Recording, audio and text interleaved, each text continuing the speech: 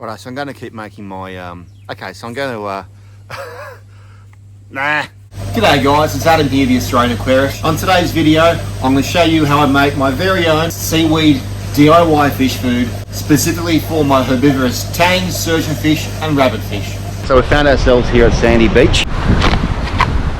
To go and jump on in. I've got myself a plastic bag which I'll pop under my weight belt.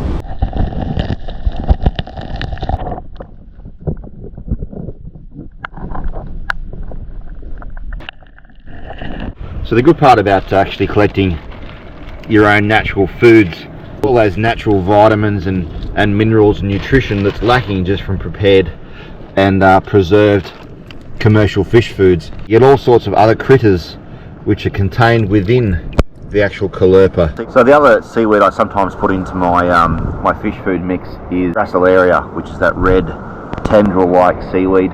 I got myself a pretty decent sized bag full of Caulerpa, so I might get a few more handfuls and then move on to the next seaweed in our DIY fish food.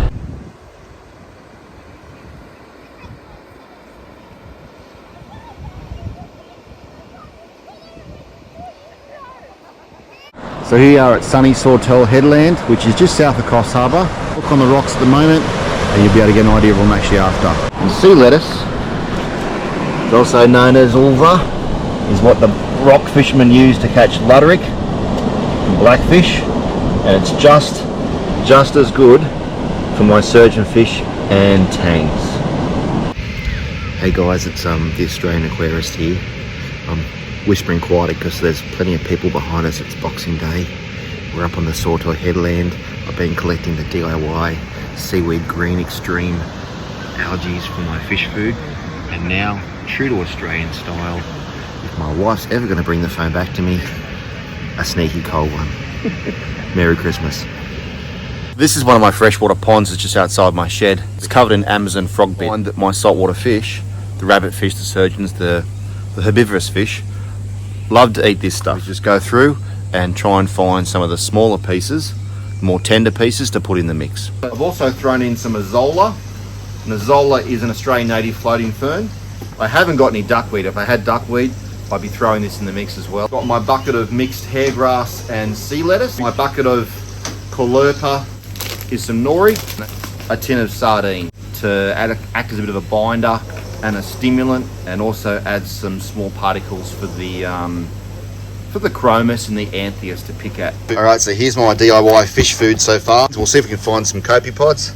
This is like I'm tossing a salad, doesn't it? Okay, so what I'm doing now is just packing the this bag with nori sheets, just as a bottom layer, a bit like a lasagna really. I just want to pack this in nice and tight, not too thick, because it has to freeze like a flat pack.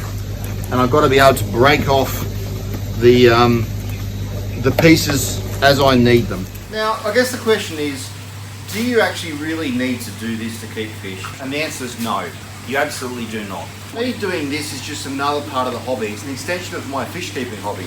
I love collecting, I love gathering, I'm a bit of a hunter by nature. I'm also very conscious of the nutrition of the fish in my care, and I really want to make sure that, particularly my herbivores, my tangs and my surgeonfish, they get enough to graze on. So I'll just take a lump like this of my frozen mix, I'll pop it in the tank, and I'll let these guys just pick on that for the whole day. So I do use pelletized foods, and I've got a brand here, an Australian brand which I really like, as well as some other sizes of pelletized foods. So I do that 3 or 4 times a day.